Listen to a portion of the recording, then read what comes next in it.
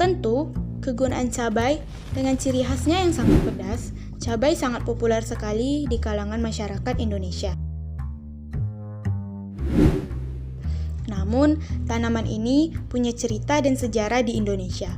Berikut sejarah cabai di Indonesia. Tanaman cabai merupakan tanaman yang datang ke Indonesia atau bukan tanaman asli dari Indonesia, melainkan dipopulerkan oleh Columbus.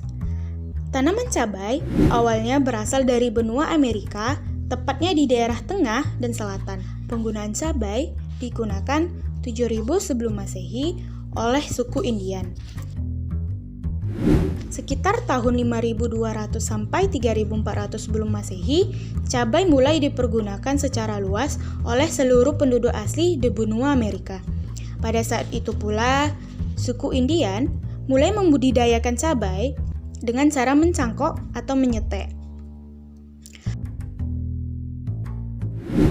Columbus memperkenalkan hasil temuannya di benua Amerika kepada masyarakat di Eropa pada tahun 1502. Negara yang pertama kali menggunakan cabai sebagai bumbu masak adalah Spanyol. Menyebarnya sangat cepat, sehingga hampir seluruh negara benua Eropa mengenal cabai sebagai rempah-rempah. Kemudian, Spanyol dan Portugis menyebarkan cabai di Asia, tentunya di Indonesia. Cabai di Indonesia sampai saat ini harus diingat bahwa tanaman ini tidak ada bukti penyebaran cabai. Namun, dapat diperkirakan cabai masuk ke Indonesia sejak abad ke-15 sampai abad ke-16, di mana Portugis menguasai rempah-rempah Nusantara. Pada tahun 1512 dan tahun 1521, Portugis melakukan perundingan dengan penguasa kerajaan Sunda. Lalu, pada tahun berikutnya, Portugis mengirim kapal yang berisi barang-barang berharga yang akan dipersembahkan kepada raja. Kemungkinan salah satu dari barang tersebut adalah bibit cabai. Portugis diusir oleh Kerajaan Demak pada tahun 1527. Kemudian, Portugis melangkahkan kakinya ke Indonesia bagian timur, yaitu Maluku. Kemungkinan besar perkembangan cabai di daerah Maluku berasal dari penduduk Portugis di Maluku sendiri. Kemudian, VOC dibubarkan. Setelah VOC dibubarkan, maka diterapkan sistem tanam paksa pada zaman itu. Semua tanaman rempah-rempah yang dianggap menguntungkan wajib ditanam di lahan milik warga. Kemungkinan beberapa wilayah di Nusantara diwajibkan menanam cabai, karena cabai merupakan salah satu hasil perkebunan yang digemari oleh masyarakat di Eropa. Sebagai bukti, pada tahun 1918 terdapat ribuan cabai yang dikirim dari pelabuhan di Jakarta, Cirebon, dan Surabaya menuju Sumatera dan Kalimantan. Sekitar abad ke-19 dan abad ke-20, masyarakat Jawa sudah terbiasa mengolah cabai sebagai bumbu masakan dan obat-obatan. Dari penamaan daun cabai sendiri, masyarakat Jawa menyebutnya godong sabrang atau daun seberang. Sangat jelas bahwa cabai sendiri tidak berasal dari tanah Jawa. Cabai merupakan tanaman perdu dari famili Solanaceae. Tanaman cabai diperkirakan ada sekitar 20 spesies yang sebagian besar tumbuh di tempat asal Amerika. Beberapa spesies cabai yang sudah dikenal oleh masyarakat luas diantaranya adalah cabai besar atau Capsicum annuum, cabai kecil atau Capsicum frutescens, Capsicum bassatum, Capsicum pubescens, dan Capsicum chinese. Cabai Capsicum annuum merupakan komoditas sayuran yang tidak dapat ditinggalkan masyarakat dalam kehidupan sehari-hari. Berdasarkan asal-usulnya, berasal dari Peru. Ada yang mengatakan, bangsa Meksiko kuno sudah menggemari cabai sejak tahun 7000. Menurut dugaan, cabai dibawa oleh saudagar-saudagar Persia ketika singgah di Aceh. Sumber lain menyebutkan bahwa cabai masuk ke Indonesia karena dibawa bangsa Portugis. Pada saat ini, cabai telah populer di seluruh dunia. Beberapa masakan khas dunia seperti kari Thailand, pizza Italia, ayam Hongaria, hingga masakan kapau Minang menggunakan cabai sebagai masakan utama.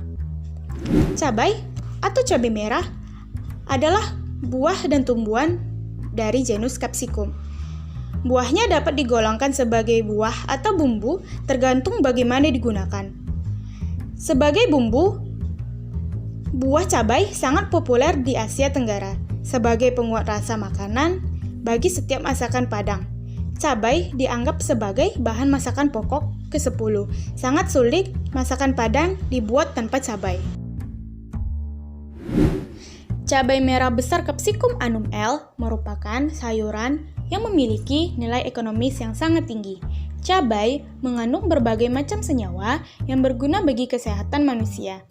Sen Aiol melaporkan cabai mengandung antioksidan yang berfungsi menjaga dari serangan radikal bebas. Kandungan terbesar antioksidan ini terdapat pada cabai hijau. Cabai juga mengandung asparaginase dan capsaicin yang berperan sebagai zat anti kanker. Cabai Capsicum annum L bahkan salah satu komoditas sayuran yang banyak dibudidayakan oleh petani di Indonesia karena memiliki harga jual yang sangat tinggi dan memiliki beberapa peran bagi kesehatan yang sangat tinggi.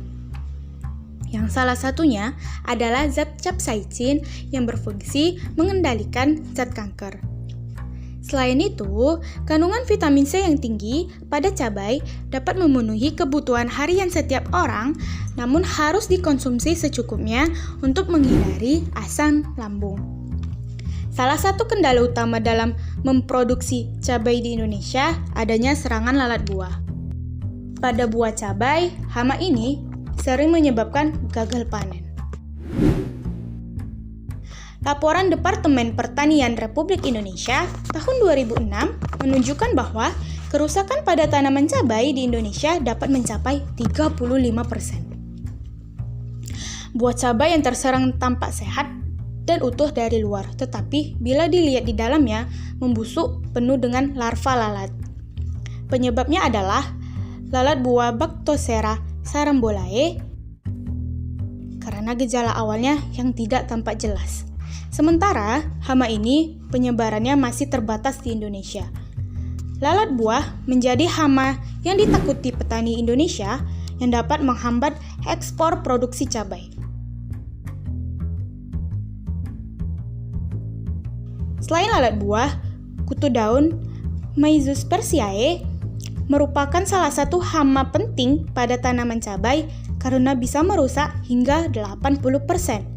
Upaya penanggulanginya dapat digunakan dengan insektida nabati ekstrak Teptirosia vogeli dan Alpia galanga.